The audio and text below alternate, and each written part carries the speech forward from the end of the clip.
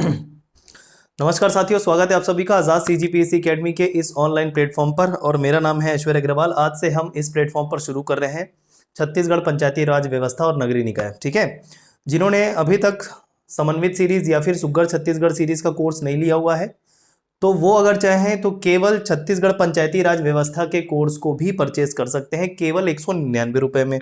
जी हाँ, ध्यान रखिए, आज से ही, मतलब जब से आप ये वीडियो देख रहे हैं, 199 रुपए में ये कोर्स आजाद सीजीपीएससी एकेडमी के एंड्रॉयड एप्लीकेशन पर लॉन्च कर दिया गया है।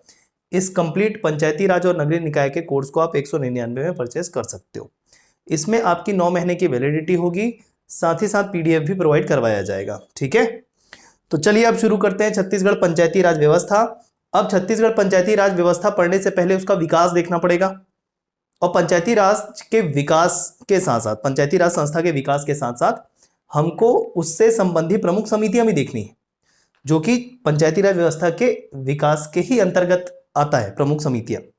ठीक है, लेकिन थोड़ा इतिहास में हम जाएंगे पहले कि क्या पंचायती राज व्यवस्था केवल आजाद भारत की देन है, या आजाद भारत की सोच है ऐसा कहना चाहिए, या उससे पहले भी ये हमको इतिहास में कहीं देखने को मिलता है। तो चलिए आइए शुरू करते हैं पंचायती राज व्यवस्था। अब एक बात ध्यान रखिएगा, पंचायती राज व्यवस्था ग्रामीण क्षेत्र में कहते हैं पंचायती राज, जबकि शहरी क्षेत्रों में इसको नगरीय निकाय कहा जाता है, जैसे नगर पालिका।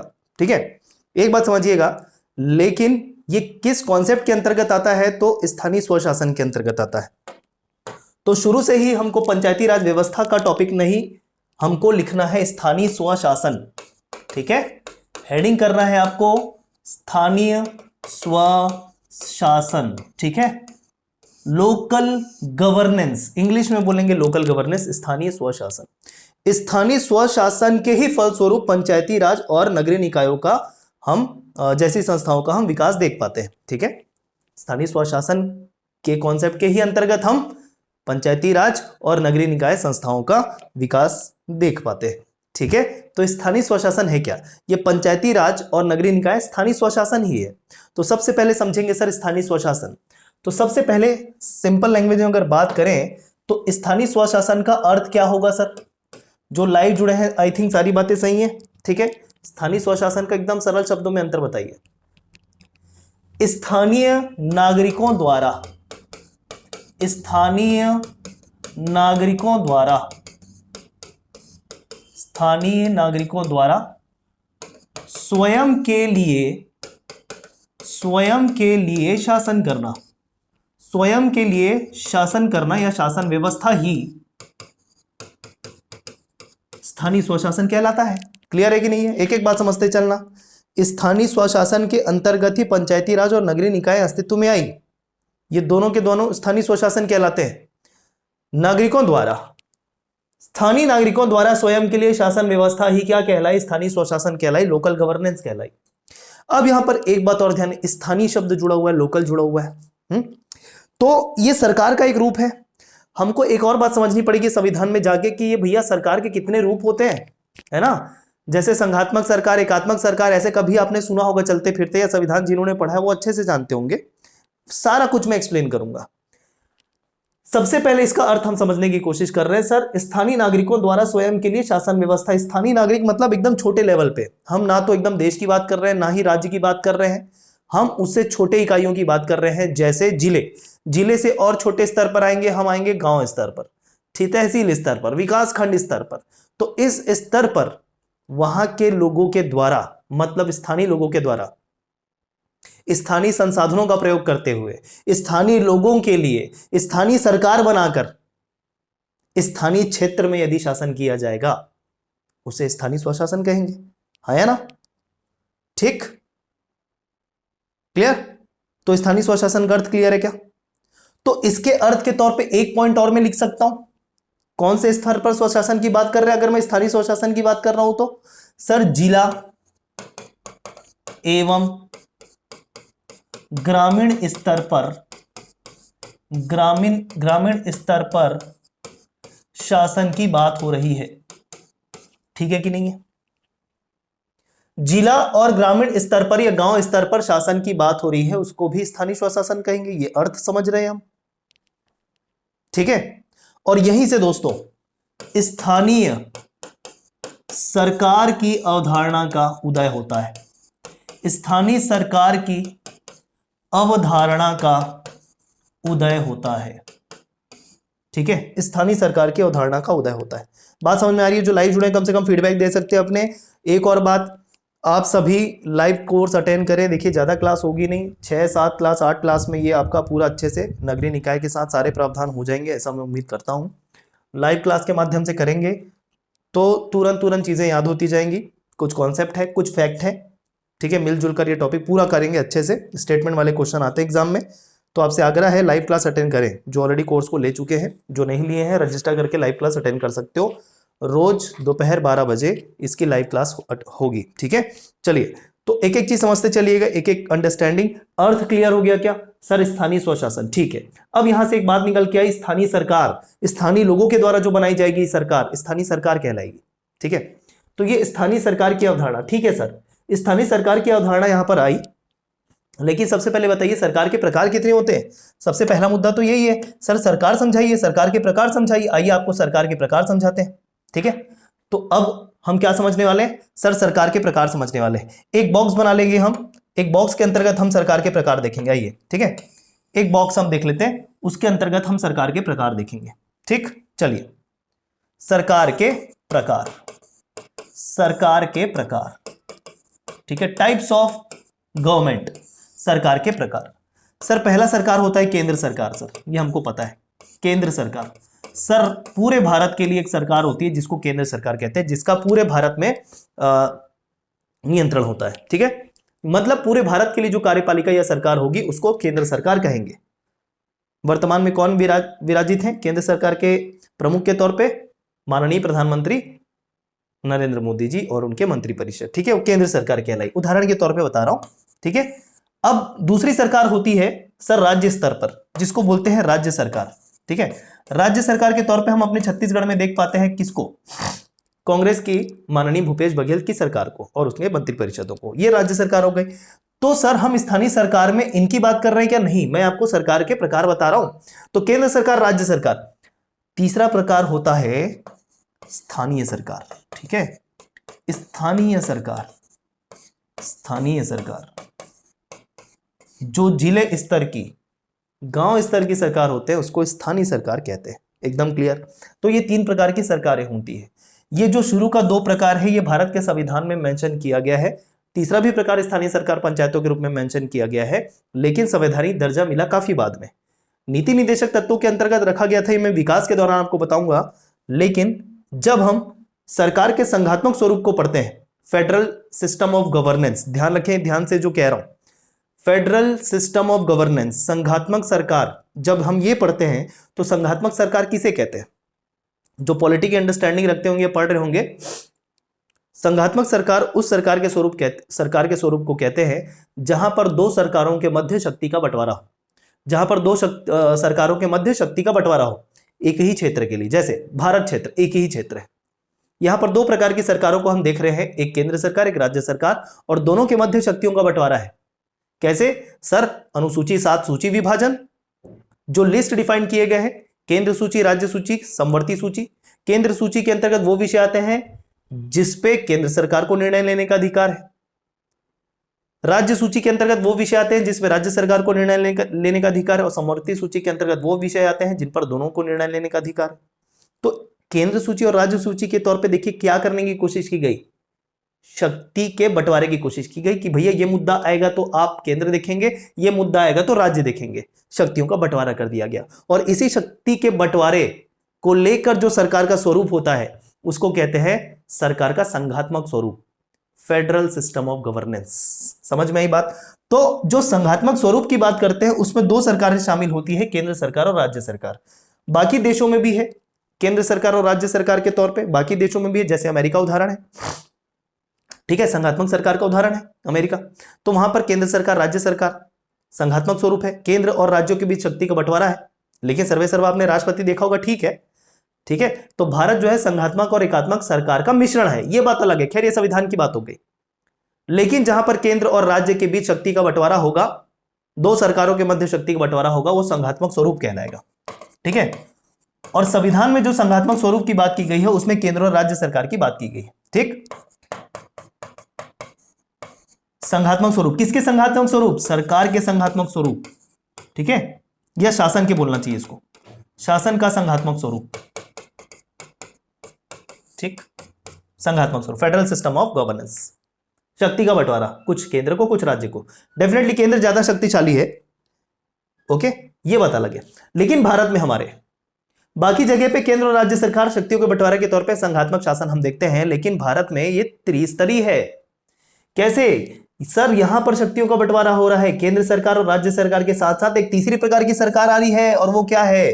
स्थानीय सरकार है सर, जिला और ग्रामीण स्तर पे स्थानीय सरकार है, ठीक है, जो कहलाते हैं पंचायतें एवं नगरीय निकाय। तो भैया सभी के बीच शक्ति का बंटवारा है ना, तो संघात्मक स्वरूप जो भारत में है उसका 3 स्तर है, केंद्र, राज्य और स्थानीय सरकार। एकदम अच्छी बात, मतलब एकदम अच्छे तरीके से समझ में आई क्या? समझ में आई। अब सर सवाल पैदा होता है, बोलो आपसे क्वेश्चन पूछ दिया गया कि स्थानीय स्वशासन या पंचायती राज या नगरीय निकाय कौन सी सूची के अंतर्गत आता है, केंद्र सूची या राज्य सूची? बताइए, केंद्र सूची या राज्य सूची किसके अंतर्गत आएगा, या समवर्ती सूची किसके अंतर्गत आएगा?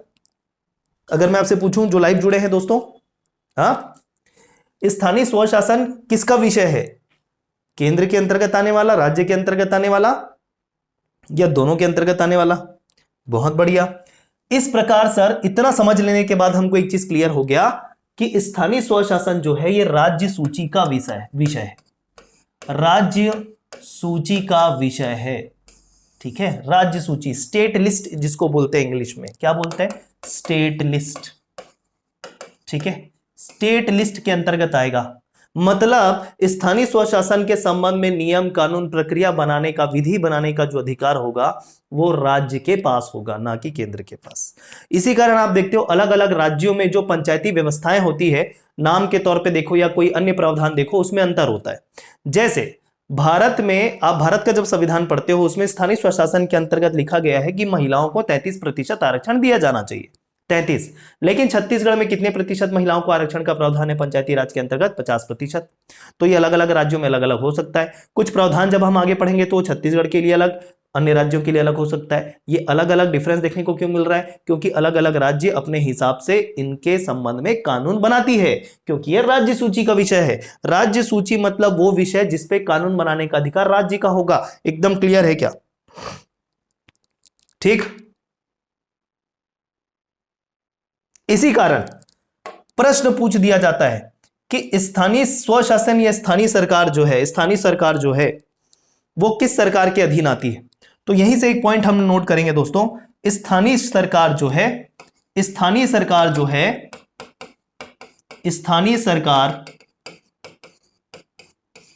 राज्य सरकार के अधीन आती है, राज्य सरकार के अधीन आती है। एक एक पॉइंट को पकड़ते चलिएगा ना, ठीक है।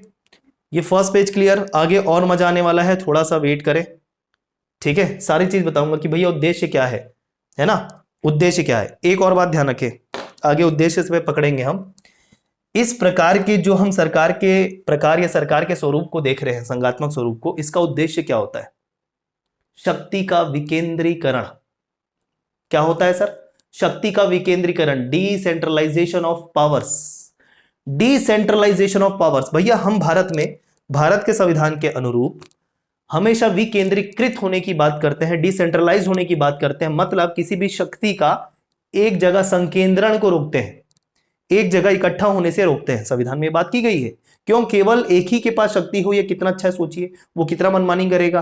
तो इसी कारण पूरे भारत के लोकतंत्र में हर किसी के पास लोकतांत्रिक शक्ति होनी चाहिए, इसका स्वप्न देखते हुए विकेंद्रीकृत व्यवस्था की बात की गई है, डिसेंट्रलाइजेशन की बात की गई है, ठीक है। तो इसका उद्देश्य है विकेंद्रीकरण, जो हम एक तत्व के रूप में देखेंगे स्थानीय स्वशासन के, ठीक है। चलिए आइए और एक्सप्लेन करते हैं। सर ये तो हमने देख लिया अर्थ, सरकार के स्वरूप, अर्थ, ये सब देख लिया। आगे हम क्या देखेंगे सर? अब इसके बाद हम देखेंगे उद्देश्य, स्थानीय स्वशासन के उद्देश्य। किसके उद्देश्य? स्थानीय स्वशासन के उद्देश्य। पूरा हेडिंग डाल लें आप लोग, स्थानीय स्वशासन के उद्देश्य, ठीक। चलिए, स्थानीय स्वशासन के उद्देश्य, क्या उद्देश्य है भाई? दो उद्देश्य या इसके उद्देश्य को आप दो मूल तत्व भी कह सकते हो। दो मूल तत्व एक साथ मर्ज करके बता रहा हूं, ध्यान से सुनना। दो मूल तत्व हैं स्थानीय स्वशासन के, दो मूल तत्व, और यही इनके उद्देश्य भी है। पहला, स्थानीय लोगों के द्वारा लोकतंत्र का उपयोग कर पाना। बहुत इंपॉर्टेंट चीज बता रहा हूं, ठीक है। बोलना चाहिए देश के आम नागरिकों को लोकतांत्रिक अधिकार प्राप्त होना, यह पहला इसका उद्देश्य है, ठीक है। क्या लिखेंगे पहला उद्देश्य? आम नागरिकों को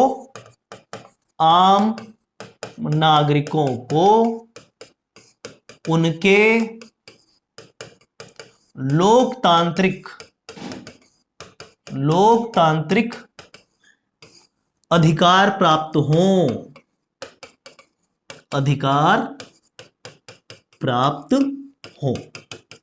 क्लियर?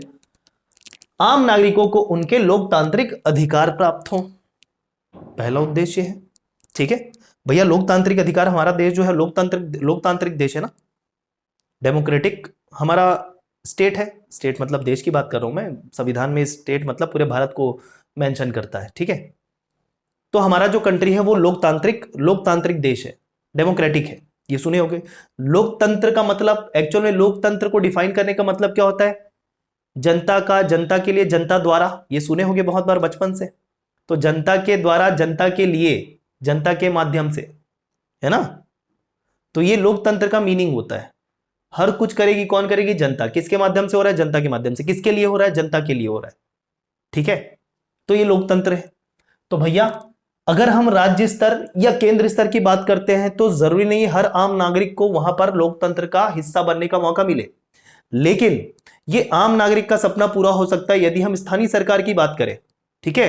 केवल उस क्षेत्र की बात कर रहे हैं जहां पर वो आम लोग रह रहे हैं और अपनी ही सरकार बनाए, और जब अपनी ही सरकार बनाएंगे तो खुद ही शासन करेंगे। खुद ही शासन करेंगे मतलब उनके पास लोकतांत्रिक अधिकार होंगे और वो लोकतांत्रिक अधिकार का प्रयोग कर पाएंगे, इसका फायदा ले पाएंगे अपने ही लोगों के लिए। इसको बोलते हैं क्या? लोकतांत्रिक अधिकार प्राप्त होना, आम लोगों को, स्थानीय लोगों को, ठीक है क्या। ये इसका पहला उद्देश्य है, ठीक है। तो आम नागरिकों को उनके लोकतंत्र अधिकार प्राप्त हो, या इसको अच्छे शब्दों में अगर मेन आंसर राइटिंग करना हो तो क्या लिख पाएंगे हम? आम नागरिकों द्वारा लोकतंत्र में सहभागिता है। लोकतंत्र में सहभागिता, आम नागरिकों द्वारा लोकतंत्र में सहभागिता, ठीक है। चलिए दूसरा जो पॉइंट है इंपॉर्टेंट इस स्थानीय स्वशासन के उद्देश्य के तौर पे, तो मैंने कहा दोस्तों विकेंद्रीकरण, ठीक है। विकेंद्रीकरण या विकेंद्रीकृत व्यवस्था, विकेंद्रीकृत व्यवस्था। Decentralization system of governance, decentralization system of governance मतलब केंद्र राज्य। उदाहरण के तौर पे वही जो मैंने थोड़ी देर पहले बताया सर, केंद्र, राज्य और स्थानीय, ये तीन प्रकार की सरकारें देखी।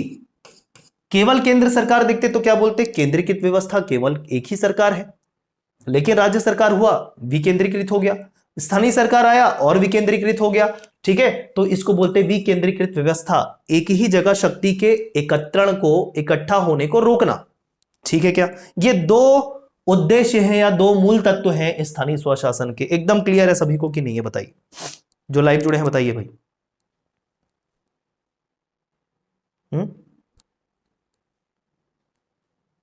ठीक है,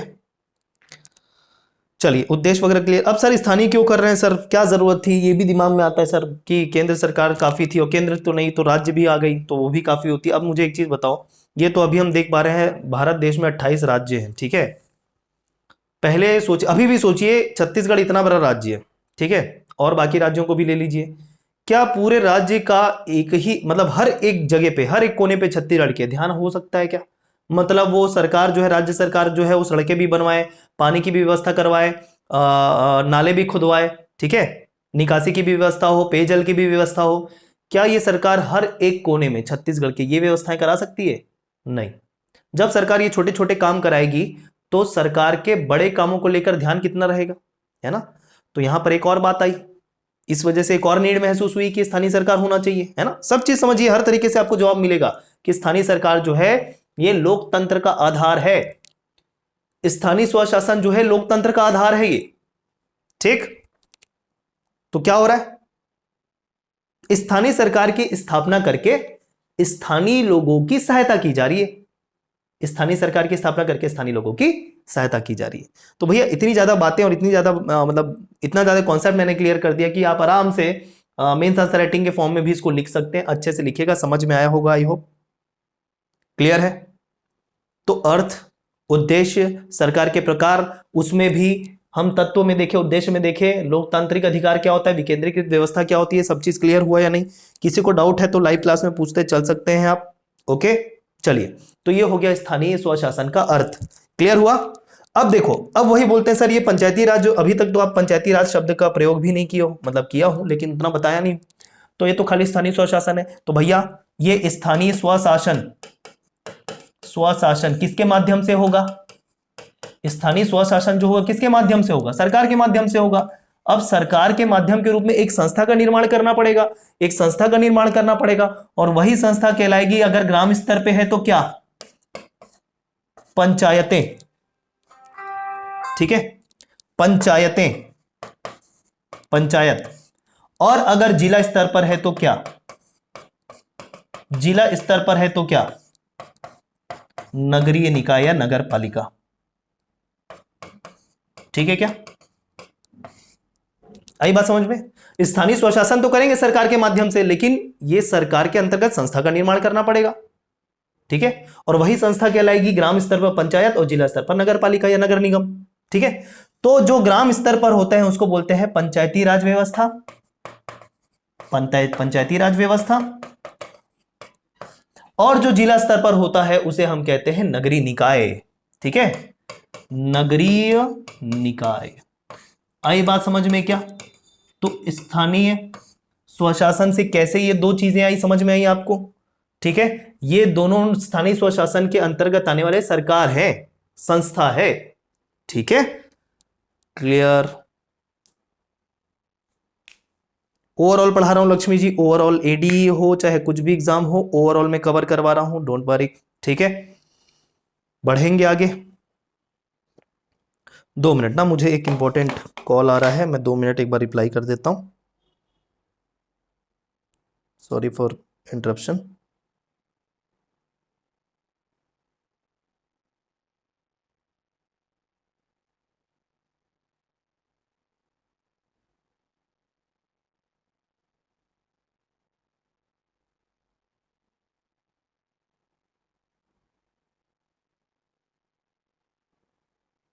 चलिए ठीक है, चलिए यहां तक क्लियर। अभी आइए अब इतिहास पे जाएंगे, अभी खत्म नहीं हुआ मेरी तरफ से, ठीक है। इतिहास पे जाएंगे सर, इतिहास, स्थानीय स्वशासन का इतिहास, स्थानीय स्वशासन का इतिहास। क्या स्वतंत्र भारत की ही देन है, या ब्रिटिश काल की देन है, या उससे पहले भी प्राचीन इतिहास में, मध्यकालीन इतिहास में इसका उदाहरण हम देखते हैं जी, है ना। तो स्थानीय स्वशासन का इतिहास देखते हैं, आइए दोस्तों, ठीक है। स्थानीय स्वशासन का जो इतिहास है वो केवल 100 साल 200 साल पुराना नहीं है, 1000 साल पुराना नहीं है, उससे भी पुराना है, ठीक है, उससे भी पुराना है। वैदिक काल के समय की बात है ये, मतलब 2000-3000 साल से पहले की भी बात है ये, इतना पुराना है, ठीक। तो आइए विकास की बात करते हैं, स्थानीय स्वशासन का इतिहास, या विकास भी हम पढ़ेंगे, धीरे धीरे आप विकास की ओर बढ़ेंगे और समितियां देखेंगे, ठीक। चलिए आइए पूरा पॉइंट टू पॉइंट हम डिस्कस करते चलते हैं। सबसे पहले मैं बात करूंगा इतिहास में, इतिहास में प्राचीन काल, प्राचीन काल या मध्यकालीन, या मध्यकाल, ऐसा प्राचीन काल या मध्यकाल।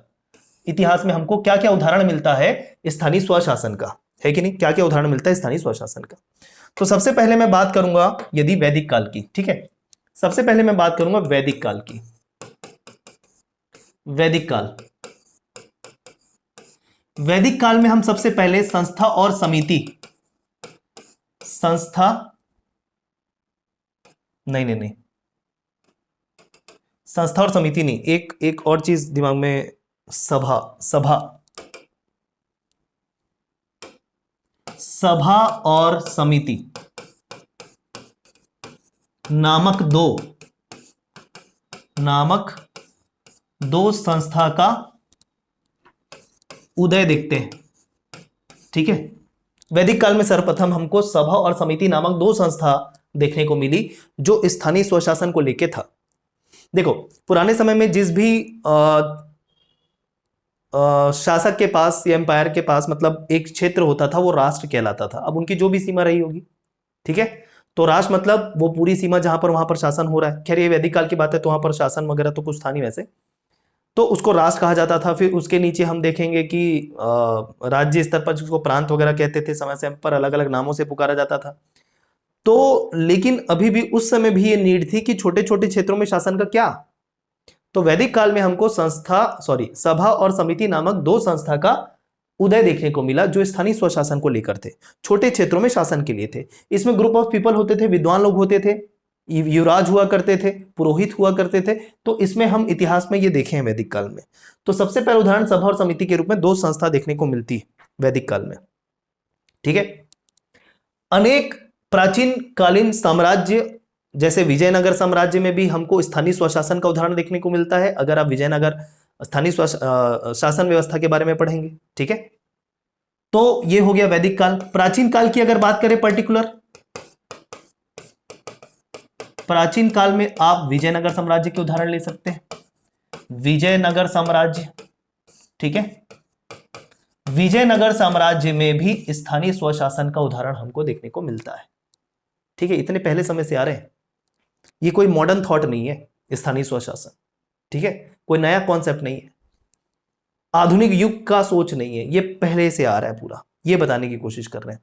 अब आपको बताऊंगा हमारे छत्तीसगढ़ से ये संस्था कब देखने को मिलती है। देखो, छत्तीसगढ़ में शासन था कलचुरी वंश का, मध्यकाल के अंतर्गत बता रहा हूं कलचुरी वंश, तो मध्यकाल, ठीक। मध्यकाल में हम देख पाते हैं कलचुरी वंश।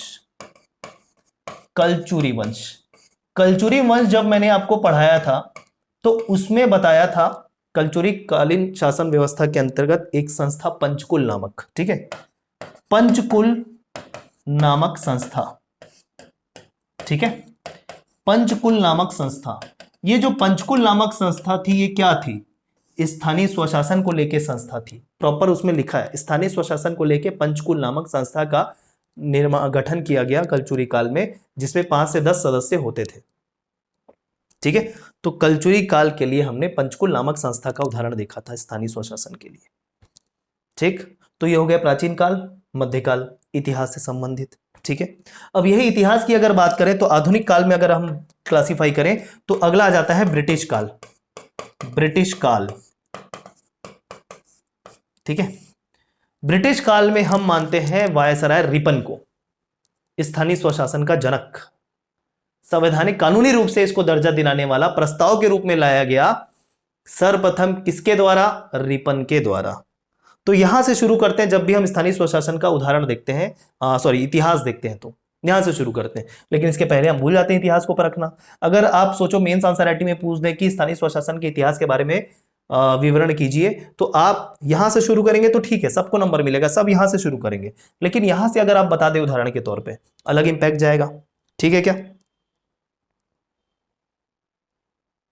ओके। चलिए, तो ब्रिटिश काल, सर ब्रिटिश काल में सर्वप्रथम उदाहरण हमको देखने को मिलता है 1882 का। 1882 में उस समय का तत्कालीन वायसराय रिपन, ठीक है, रिपन द्वारा एक प्रस्ताव लाया गया जो स्थानीय स्वशासन के संबंध में था, स्थानीय स्वशासन के संबंध में था, ठीक है। स्थानीय स्वशासन के संबंध में एक प्रस्ताव लाया गया, उसको एक कानूनी रूप देने का प्रयास किया सर्वप्रथम रिपन के द्वारा 1882 में। क्लियर है क्या, ये ध्यान रखें, ठीक है। और जब ये प्रस्ताव लाया और ये स्थानीय स्वशासन की बात की, तो इसके लिए जो सरकार की अवधारणा उसने सोची वो निर्वाचित सरकार की बात उसने सोची। मतलब स्थानीय स्वशासन को लेकर जो सरकार होगी वो कैसी होगी, निर्वाचित होगी। तो यहां पर मैं लिख रहा हूं निर्वाचित सरकार के माध्यम से, निर्वाचित सरकार के माध्यम से, ठीक है क्या, निर्वाचित सरकार के माध्यम से, एकदम क्लियर। तो सर्वप्रथम ये सोच किसके द्वारा आई, सर ठीक है, इसके पहले ये सोच हमने देखा स्थानीय स्वशासन के, लेकिन जिसको कानूनी दर्जा दिया जा रहा है, निर्वाचन के माध्यम से स्थानीय सरकार बनाई जा रही है, वो सर्वप्रथम उदाहरण कब देखने को मिलता है, और यहीं से मानेंगे आप आंसर में ये मेंशन करेंगे कि स्थानीय स्वशासन को उदाहरण मिलता है प्राचीन इतिहास में, मध्यकालीन इतिहास में। लेकिन जब हम नियम, कानून, कायदे, एक्ट, अधिनियम, ये सब कब देखते हैं? जब अंग्रेज आए, ईस्ट इंडिया कंपनी आई, ठीक है। तो कानून की जब बात होगी तो हम आधुनिक इतिहास में पहुंच जाते हैं, तो यहां से बात कर रहे हैं इस कारण, ठीक है क्या। तो एक प्रस्ताव लाया गया जिसमें स्थानीय स्वशासन की बात की गई निर्वाचित सरकार के माध्यम से, और निर्वाचित सरकार के माध्यम से स्थानीय स्वशासन का गठन किया गया सर्वप्रथम 1882 में रिपन द्वारा, ठीक है क्या। इसी कारण रिपन को स्थानीय स्वशासन का जनक कहते हैं, फादर ऑफ लोकल गवर्नेंस, स्थानीय स्वशासन का पिता। रिपन को क्या बोला जाता है? जनक, स्थानीय स्वशासन का जनक या पिता। लिखना जरूरी है भाई, ठीक है, इंपॉर्टेंट है। स्थानीय स्वशासन का जनक, ठीक है, स्थानीय स्वशासन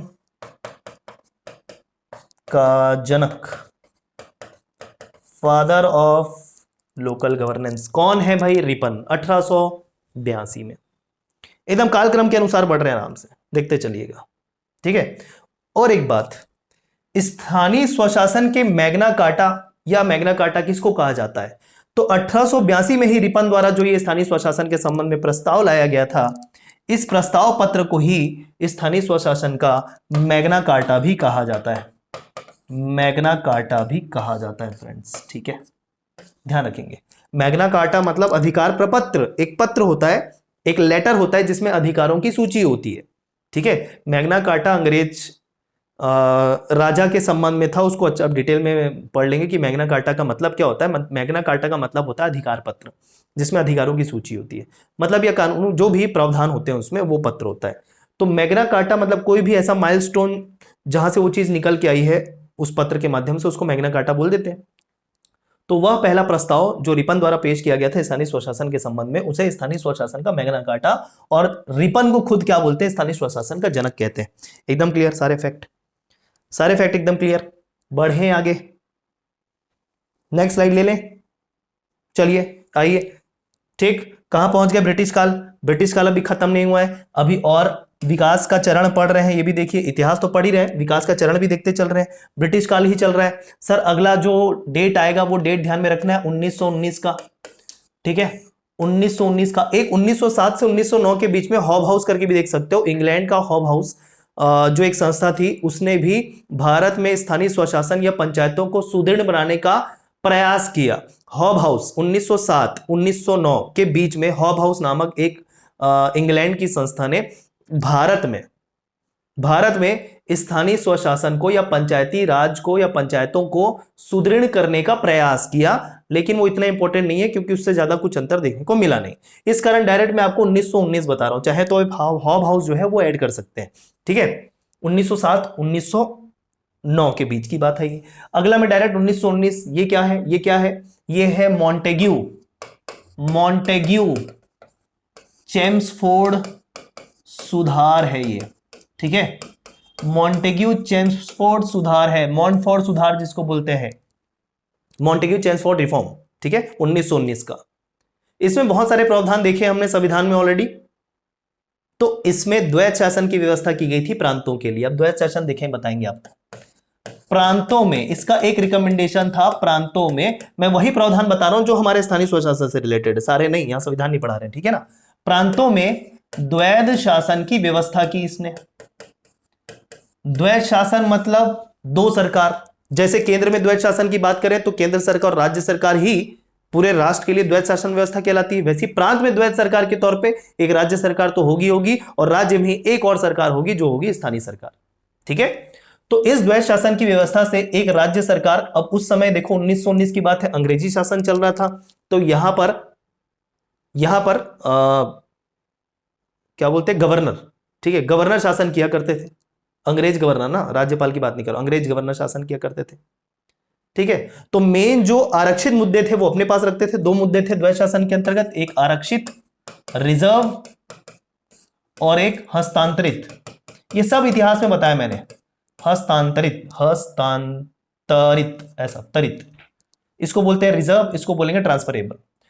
आरक्षित विषय स्वयं गवर्नर जनरल अपने पास रखता था। हर एक राज्य के लिए गवर्नर जनरल हुआ करते थे, तो गवर्नर जनरल अपने पास रखता था। इसमें मुख्य मुद्दे वित्त, शासन संबंधी हुआ करते थे। मेन विषय पे खासकर वित्त आप समझ लो। और यहां पर हस्तांतरित विषय में वो विषय आते थे जो जनरली स्थानीय स्वशासन से रिलेटेड थे। मतलब यहां पर आप समझ लो आपके काम का है पंचायत। तो इसी हस्तांतरित विषय के अंतर्गत जो चेम्सफोर्ड सुधार के द्वारा रिकमेंडेशन किया गया द्वैत सरकार के अंतर्गत हस्तांतरित मुद्दों के अंतर्गत पंचायत के विकास की बात की गई, के विकास के प्रयास किए गए। सारे प्रावधान मैं नहीं क्लियर कर रहा हूं, इसमें क्या आता है इसमें क्या आता है पूरा डिटेल समझाया है मैंने। सर दो मुद्दे देखे थे आरक्षित हस्तांतरित के प्रांत में मतलब राज्य की बात कर रहे हैं। यह हस्तांतरित विषयों के अंतर्गत आता था एक विषय पंचायत। तो पंचायत के विकास का प्रयास किया गया 1919 के मॉन्टफोर्ट सुधार के अंतर्गत। ठीक है, तो 1919 का अधिनियम भी इस तरीके से पंचायतों के विकास से संबंधित है, थोड़ा सा ही सही। ठीक है, और इस पंचायतों में भारतीय लोगों को मौका दिया गया। देखो यहां पर आरक्षित विषयों पे जो अधिकार था वो अंग्रेजों का ही था। अब गवर्नर जनरल का है तो गवर्नर जनरल मतलब अंग्रेजों का ही था, लेकिन हस्तांतरित विषय भारत के लोगों को ही दिया गया, भारत के लोगों को दिया गया। तो मतलब यहां पर भारतीयों की सहभागिता देखने को मिल रही है शासन चलाने में। हालांकि ज्यादा शक्ति नहीं थी, फिर भी वो बात अलग है, लेकिन भारतीयों को मौका दिया था हस्तांतरित विषय के अंतर्गत। तो भारतीयों को मौका दिया मतलब क्या है, स्थानीय सरकार की स्थापना होगी, पंचायत बनेंगे। आई बात समझ में कैसे रिलेटेड है। ठीक है, आगे बढ़े। उसके बाद डायरेक्ट 1935 ध्यान में रखते हो। 1935 के अंतर्गत भारत शासन अधिनियम आया। भारत शासन अधिनियम के अंतर्गत भी पंचायतों के विकास के संबंध में बहुत सारे प्रावधान किए गए। प्रावधान मतलब प्रयास किए गए पंचायतों के विकास को लेकर, स्थानीय स्वशासन को लेकर। तो 1935 का भारत शासन अधिनियम भी महत्वपूर्ण है पंचायतों के विकास को लेकर। ठीक है, एकदम यहां तक क्लियर है। पंचायतों को सुदृढ़ बनाने का काम किया गया 1935 के तहत, पंचायतों को सुदृढ़ बनाने का काम किया गया। ठीक, इतना क्लियर। अब आ जाइए भारत की स्वतंत्रता के पश्चात क्या देखने को मिलता है हमको। ठीक है, ये हम क्या कर रहे हैं सर, स्थानीय स्वशासन मतलब पंचायतों का विकास देख रहे हैं। ठीक है क्या, उसका इतिहास देख रहे हैं। अब स्वतंत्रता की बात कर लेते हैं। ठीक है क्या, स्वतंत्रता के पश्चात हम सबसे पहले बात करेंगे 1950 की। 1950 मतलब कब, जब संविधान बना। कब बना संविधान, 26 नवंबर सन 1950 को संविधान बना। लागू कब हुआ, 26 जनवरी सन 1950 को लागू हुआ।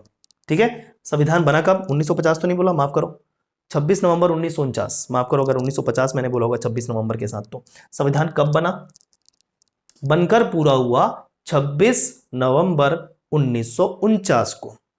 ठीक है, 2 साल 11 महीना 18 दिन के प्रयास के पश्चात 26 नवंबर 1949 को संविधान बनकर तैयार हुआ, लेकिन लागू कब हुआ, 26 जनवरी 1950 को।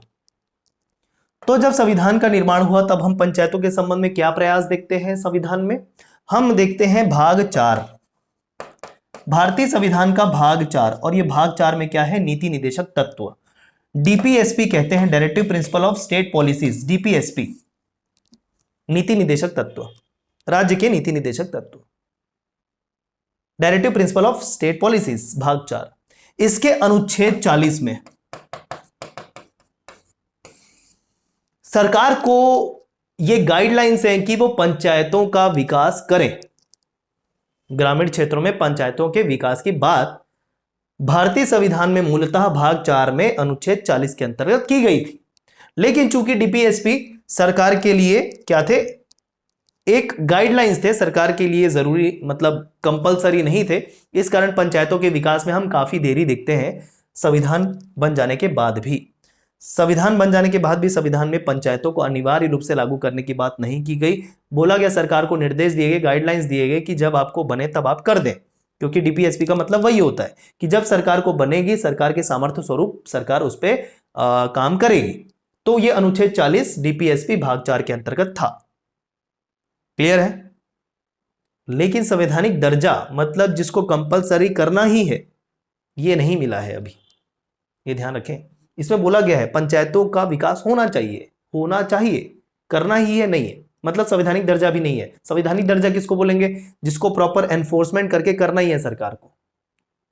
जैसे अनिवार्य शिक्षा देख पाते हो अभी, है ना, वैसा नहीं था।